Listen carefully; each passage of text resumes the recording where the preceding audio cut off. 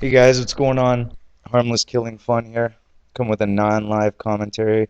Hope you guys enjoy the gameplay in the back. It's pretty much supposed to represent what you're supposed to do during tank superiority. And I find that there's a lot of people out there that I don't think they're taking the hint that it's not just about tanks, it's about quite a few things other than tanks. It's called tank superiority because there's more tanks there. The majority of the people that are out there are using tanks, and you can't spawn in on your teammates. So obviously, it's more like deathmatch. So I have some tips. I have 5 major ones I'm gonna go over with you guys, and then I have some general tips for it. So we'll start off with tip number one, and the tip number one is recon.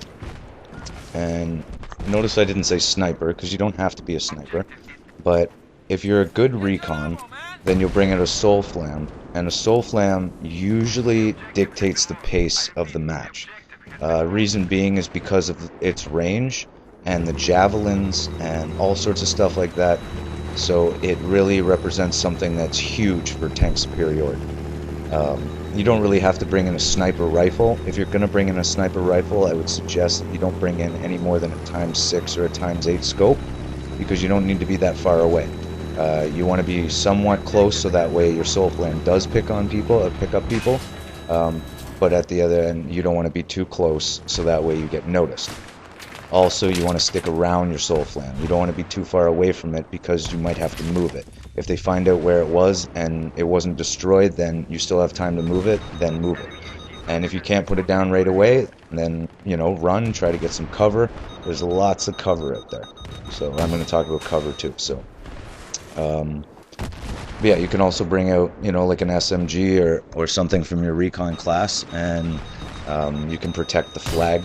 You can go closer to the flag, and you can stay around the flag to go capture it and use your soul flam, and also have your spawn beacon there relatively close, because most, if not all the flags, if I'm not mistaken, but they're all near places where you can put a beacon in and you don't have to parachute in. Because there's one of two ways of coming in with the beacon. One is parachuting in when you don't have any cover when you put the beacon down, and also when you do have cover, you just come in off the beacon. So it's better to come off, the beacon. That way you don't get noticed. A lot of people are watching and spotting. I've noticed a lot more people spotting in this, and yeah, so you're gonna get noticed pretty quick if you start parachuting in all the time. Um, also, people move in packs, and most of the time when people get destroyed, they like to jump out, or when they almost get destroyed, they like to jump out. A lot of people, I notice, they aren't equipping their extinguishers, because they're going up like crazy, and I'll talk about extinguishers too. But the sniper would also have the advantage, because when those people are coming out of their burning tanks, they're freaking out trying to find some place to cover, so they don't really know where they're going. So you know pretty much where they're going, which would be the closest place for cover. So a good sniper would be able to either spot them, snipe them, do whatever they need to do to, to gain the edge on that opponent. So the next is the Abrams and the T90. And the Abrams and the T90 are, I would say, they're the leader of the pack, even though I wouldn't suggest them leading the pack. It's more like a general out there, where they're the only ones with a soul flam, and they're also, they have the top gunner, right? The other guys, I'm pretty sure some of them have side gunners. Maybe one of the destroyers, I'm pretty sure, has a front gunner, or both of them do. But anyway, you're not really focused on shooting when you're going out into the destroyer. It's more like a transportation vehicle, to get people out there, and to also to engage quicker and more efficiently. And the soul flam that's on in the third seat of the Abrams and the T90, you have to remember that most people have unlocked that. People that can drive tanks and stuff, most of them have unlocked that, so they can also use that to their advantage when they don't have a recon. And so the best thing that I would say to do is, in that situation, for the tank destroyers and the guys with the javelins and other guys that are out there to try to keep an eye on the Abrams or the T90 because they are a very useful tool out there. They're much slower. They do have more armor, but once again, they are slower, so you have to make sure that you defend them a little bit better, and you're a little bit more strategic when you take it out. Also, the third thing is support. And support, you do see the guys out there trying to do C4, and I wouldn't personally suggest going out there and C4ing unless you're just going to be some guy that's sitting in a hole and waiting for people to come. It's more like a panic thing, I would say. It's probably not a great thing to do, to come out as a C4, but or as a support. But at the same time, as what I find, which is good, is people that bring out the support class at the first. You put ammo packs in certain places where they're also protected, but so that way you can get some ammo for the jabs, and that's incredibly important because obviously you're going to run out of jabs, and a lot of jabs, it's a long distance hit, especially with the SOFLAMS, and a lot of the times the guys can put up their smoke before your missile hits it. So the best thing to do is to put out as many ammo packs, even med packs beside them or somewhere out there, so that way it just helps your players, it helps your teammates, right?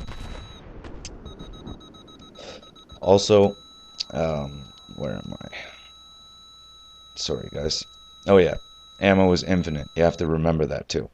As long as that thing doesn't get destroyed, as long as the ammo pack doesn't get destroyed, you can change classes and it will still be there. If you go back to support and you throw it somewhere else, then it's not going to be in the first place, it's going to be in the second place. But as long as it doesn't get destroyed, it should be fine. As far as I know, they don't go away.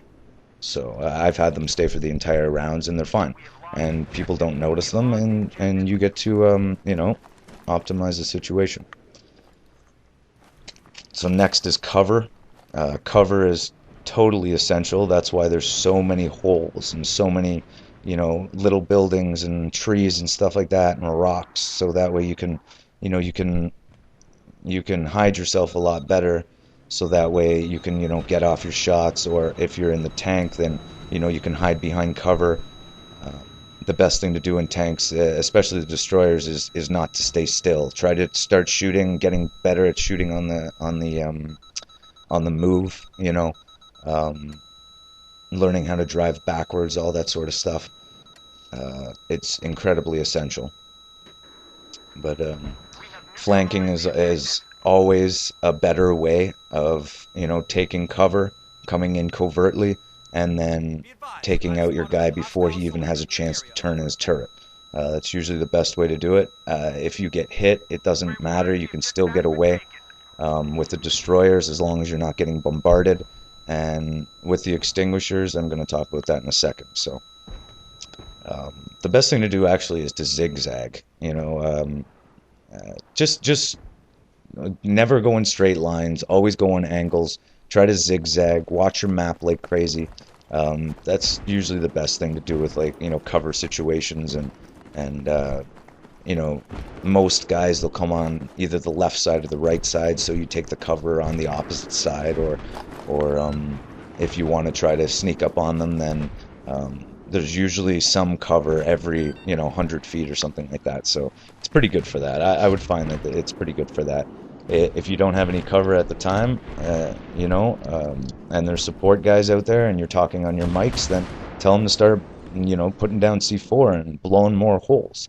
Because they can blow holes, even your grenade. A grenade, a couple of times it saved my life where I've thrown out a grenade, blown a little hole, went prone in the little hole, and, that's all she wrote. Guy drives by, doesn't even know you, half of them don't have proxy, so it's pretty good. You just have to think about it, strategy. This Tank Superiority is definitely all about strategy, so. But, yeah, overall, just don't bunch up. Don't, if you have let's say you have the 6 tanks out there, there's 6 tanks per side. If you have the 6 tanks out there and there's 4 of them going one side, one guy even could be a diversion and go straight up the middle, It's not suggested to go straight up the middle unless you want to die, but at the same time, is if your guys can optimize that situation, then those guys, the first target they see, they're going to start shooting. Even if there's three guys, they're all going to start shooting for that same spot. So the turrets have to move. They have to, like look around, and it's pretty slow to turn the turrets. So, you got a couple of extra seconds, you can get the jump on them. So, also, like, yeah, and the sixth tank in that situation, what I was talking about, could go around and totally flank. Could go around the long way and come up behind them. And you know what I mean? Like, it's important to flank in this. Rogue tanks are very important in this, How many kills have I got so far with these things? And it's just because the guy doesn't even realize I'm coming up behind him, The squad jackets, they're incredibly important. Using flak jackets and using sprint and using extra explosives. I think those are the key ones, because the explosives, they'll give you more jabs, so that way you have 4 instead of 2, and so that way you don't have to keep going back to those ammo packs. And flak jacket, obviously, so you can take a little bit more damage from the explosions, and also sprint, so that way you can get away and you can zigzag. Like I zigzag a lot when I'm when I'm getting shot at and stuff, and a lot of times I can get away. Like, some of my friends have laughed and watching it, but at the same time they're like, "Wow, I can't believe you got away from that." But it's because the guy's hitting a moving target that's going all over the place. So obviously the guy's gonna have to he's gonna have to take more time and more finesse in that shot to get you. So also with the flags, do not stay around the flags. If you're a person, you can stay on the rocks or something, but if you're a tank, do not stay around that flag. You go in, you get the flag, and you get the hell out of there. It's definitely important to get out of there. Even if the guys come in, you can see them come in. Don't go out and just go out and get them. Get a better angle on them, so that way when they start taking that flag, then you can just hit them. And they don't even realize it, because they're more interested in looking everywhere rather than like, people go crazy when they're trying to take flags. Obviously, like, it's a stressful situation. The whole tank superiority is a pretty stressful situation. I enjoy the shit out of it so far, so I'll be playing that a lot more. I'm also going to do some conquest and stuff too, and probably some rush. But like I said before, it's really hard to find rush tickets that are reasonable. Some of them are 150, some of them are 200. I've seen 500. Makes no sense. My max, if I'm ever going to put it on rush, is 80. I like 70 and 60, but a lot of people won't play that. I like to attack, or I like to defend and get it over with. I like those guys to come in and try to get the flag, and if they can't, or the MCOM, then whatever, right? So that's my whole thing on the MCOM. So that's why I don't put up a lot of rush, but I do like rush. I do enjoy it a lot. It's not as linear as what some people would think, but at the same time, it all depends on how you play, And last but not least, always remember to repair your friendlies, always help out your team. And this pretty much leads me to my last little thing, and I wanted to ask you guys a question. And the question is, if you had a choice between your favorite most comfortable things to deploy with, would you take that over winning consistently? And that's the question that you have to ask yourself. Am I ready to win as a team, or am I ready to go out there and be in my comfort zone and risk losing? And I do lose. Obviously, I lose quite a bit. It's because I play alone. I do have lots of friends, and I do play with them, but I do have things that complicate my life, so I can't exactly do that all the time. I do have headphones. I do use headphones sometimes, but I've learned to even play with the sound off. So that's pretty much all I wanted to talk to you guys about. I hope you guys, got some information here. I hope this helps you out. If you have any questions, any more questions about this, for me to explain something further for you, I can. So either write me a personal message or just comment down below. And yeah, I'll see you guys on the battlefield. Real CS out. Take it easy, guys.